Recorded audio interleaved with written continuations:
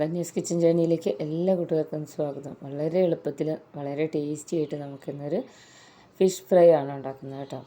അപ്പോൾ വീഡിയോയിലേക്ക് പോകുന്നതിൻ്റെ മുന്നേ തന്നെ നമ്മുടെ ചാനൽ എല്ലാവരും ഒന്ന് സബ്സ്ക്രൈബ് ചെയ്ത് വയ്ക്കണം. ഇഷ്ടപ്പെട്ട ഫ്രണ്ട്സിനൊക്കെ ഒന്ന് ഷെയർ ചെയ്ത് കൊടുക്കണം കേട്ടോ. അപ്പോൾ ഇതിനായിട്ട് ഞാനിവിടെ ഒരു മിക്സിയുടെ ജാറിലേക്ക് ഒരു 2 കുടം വെളുത്തുള്ളി എടുക്കുന്നുണ്ട്. ചെറിയ അല്ലിയാണെങ്കിൽ 2 കുടം എടുക്കാം കേട്ടോ. ഇനി ഇതിലേക്ക് ചെറിയ കഷ്ണം ഇഞ്ചി 3 മുറിച്ചെടുത്തതും ഒരു 2-4 അല്ലിയോളം വേപ്പില എടുത്തിട്ടുണ്ട്. വേപ്പില കുറച്ച് കൂടുതൽ എടുക്കുന്നത് നല്ലതായിരിക്കും കേട്ടോ.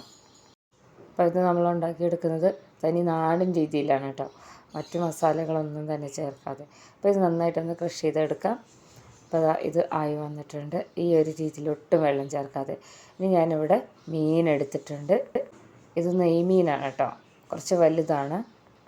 ഇനി മസാല ഉണ്ടാക്കാം. ഞാനൊരു പാത്രത്തിലേക്ക് ആദ്യം തന്നെ മുളക് പൊടി ചേർത്ത് കൊടുക്കാൻ കേട്ടോ. 2 സ്പൂണോളം മുളക് പൊടി ഇട്ട് കൊടുക്കുന്നുണ്ട്. ഇതിലേക്ക് മഞ്ഞൾപ്പൊടി 1/2 സ്പൂണോളം മഞ്ഞൾപ്പൊടി ചേർത്ത് കൊടുക്കണം.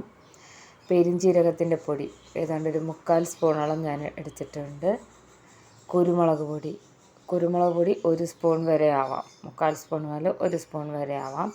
അപ്പോൾ കുരുമുളക് പൊടി എടുത്ത് ഇനി ഉപ്പ് ചേർത്ത് കൊടുക്കണം. 1/2 സ്പൂണോളം ഉപ്പും കൂടെ ചേർത്ത് കൊടുക്കുന്നുണ്ട്. നമ്മൾ ഉണ്ടാക്കി വെച്ചിട്ടുള്ള മസാല ഉണ്ടല്ലോ, വെളുത്തുള്ളിയും ഇഞ്ചിയും കറിവേപ്പിലയും കൂടെ ഇതുപോലെ ഒന്ന് ക്രഷ് ചെയ്തെടുത്തത്, അതും കൂടെ ഇതിലേക്ക് ചേർത്ത് കൊടുക്കണം. ഇനി ഇതിലേക്ക് ചേർത്ത് വെക്കാനുള്ള വെളിച്ചെണ്ണയാണ് കേട്ടോ. ഞാനിവിടെ 2 സ്പൂണോളം വെളിച്ചെണ്ണ ചേർത്ത് കൊടുക്കുന്നുണ്ട്. ഒരു ചെറുനാരങ്ങയുടെ നീര്, ഒരു കഷ്ണം ചെറുനാരങ്ങയുടെ നീര്. ഇതിൻ്റെ കുരു കളഞ്ഞിട്ട് വേണം നമ്മൾ ഇതിൻ്റെ നീരെടുക്കാൻ വേണ്ടി. അപ്പോൾ നമ്മൾ മസാലകളെല്ലാം ഇവിടെ റെഡിയാക്കിയിട്ടുണ്ട് കേട്ടോ.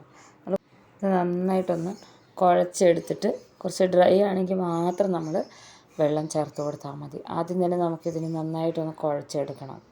അപ്പോൾ ഈ ഒരു രീതിയിൽ തന്നെ മസാല കുഴച്ചെടുക്കണം കേട്ടോ. അപ്പോൾ അത് നന്നായി കുഴച്ച് കൊടുത്തിട്ടുണ്ട്. കുറച്ചൊന്ന് ഹാർഡായിട്ടാണ് ഇരിക്കുന്നത്. അപ്പോൾ ഞാൻ ഒരു 2 സ്പൂണോളം ഇതുപോലെ വെള്ളം ഒന്ന് ചേർത്ത് കൊടുത്തിട്ട് ഒന്നും കൂടെ ഒന്ന് ലൂസാക്കി എടുത്തിട്ടുണ്ട്. ഇനി ഇതൊരു സൈഡിലേക്ക് വെക്കണം. നമ്മൾ കഴുകി വെള്ളം വാർക്കാൻ വെച്ചിട്ടുള്ള മീനുണ്ടല്ലോ, അത് ഓരോന്നായിട്ട് എടുക്കണം കേട്ടോ. ഈ ഒരു രീതിയിൽ നന്നായിട്ട് തേച്ച് പിടിപ്പിക്കണം.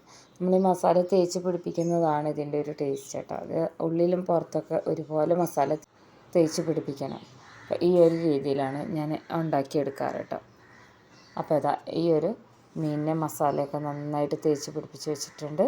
ഇനി വീണ്ടും ഇതുപോലെ തന്നെ അടുത്ത പീസും കൂടെ എടുത്ത് ഇതുപോലെ തന്നെ മസാല തേച്ച് വയ്ക്കണം. ഇത് നമുക്ക് എളുപ്പത്തിനായിട്ട് തലേ ദിവസം തന്നെ ഉണ്ടാക്കി ഫ്രിഡ്ജിൽ വെച്ചാലും മതി കേട്ടോ. അപ്പോൾ ഇവിടെ മസാല തേച്ച മീനിവിടെ റെഡി ആയിട്ടുണ്ട്. വീണ്ടും അതുപോലെ തന്നെ ഇതുപോലെ മസാല തേച്ച് പിടിപ്പിക്കണം. ഈ ഒരു രീതിയിൽ തന്നെ ഉണ്ടാക്കി നമുക്ക് മീൻ ബിരിയാണിയും ഉണ്ടാക്കിയെടുക്കാം കേട്ടോ. ഇതിന് വലിയ മീൻ തന്നെ വേണമെന്നില്ല, കുറച്ച് വലിയ അയല അതുപോലെയുള്ള മീനൊക്കെ കിട്ടിയാലും നമുക്ക് ഉണ്ടാക്കിയെടുക്കാം. ഇതേ മസാല വെച്ച് തന്നെ ഞാൻ ഫിഷ് ബിരിയാണി ഉണ്ടാക്കിയെടുക്കാറുണ്ട് കേട്ടോ. നന്നായിട്ട് ഇതുപോലെ മസാല ഇങ്ങനെ തേച്ച് പിടിപ്പിച്ച് പുരട്ടി വെക്കണം. അപ്പോൾ ഇത് ഉണ്ടാക്കി ഒരു 10 മിനിറ്റെങ്കിലും ഒന്ന് റെസ്റ്റ് ചെയ്യാൻ വേണ്ടി വെക്കണം കേട്ടോ. അപ്പോൾ ഇതിവിടെ റെഡി ആയിട്ടുണ്ട്. ഇനി ഒരു 10 മിനിറ്റ് ഒന്ന് ഇതുപോലെ റെസ്റ്റ് ചെയ്യാൻ വേണ്ടി വെക്കണം. 10 മിനിറ്റിന് ശേഷം മസാലയൊക്കെ നന്നായിട്ട് പിടിച്ച് വന്നിട്ടുണ്ട്. ഞാനിവിടെ ഒരു കടായിലേക്ക് വെളിച്ചെണ്ണ ഒഴിച്ച് കൊടുക്കാൻ കേട്ടോ. കുറച്ച് വലിയ പീസായതുകൊണ്ട് തന്നെ ഓരോന്നോരോന്നായിട്ടാണ് ഞാനിത് ഫ്രൈ ചെയ്തെടുക്കുന്നത്. അപ്പോൾ അതാ ചെറിയ ഫ്രൈ പാനിലാണ് ഉണ്ടാക്കിയെടുക്കുന്നത്, അതുകൊണ്ടാണ് കേട്ടോ. നന്നായിട്ടൊന്ന് മൊരിഞ്ഞ് വരട്ടെ. ഇത് മീഡിയം ടു ലോ ഫ്ലെയിമിലാണ് ഞാൻ ഇട്ട് കൊടുത്തിട്ടുള്ളത്. വെളിച്ചെണ്ണ ഒന്ന് ചൂടായി കഴിഞ്ഞാൽ ലോ ഫ്ലെയിമിൽ ഇട്ട് കൊടുക്കുക. ഇതിൻ്റെ ഉള്ളിലൊക്കെ ഒന്ന് വെന്ത് വരാൻ വേണ്ടിയിട്ടാണ് കേട്ടോ. അപ്പോൾ നന്നായിട്ട് ഒന്ന് ഫ്രൈ ആയി വരുന്ന വരെ നമ്മളൊന്ന് ഇങ്ങനെ വെയിറ്റ് ചെയ്യണം. പിന്നെ നമ്മൾ ഇത് ഉടഞ്ഞു പോവാതെ വേണം ഇതിനെ മറച്ചിട്ട് കൊടുക്കാൻ കേട്ടോ. ഞാൻ ഈ രീതിയിലാണ് ഇതിനെ മറച്ചിട്ട് കൊടുക്കുന്നത്.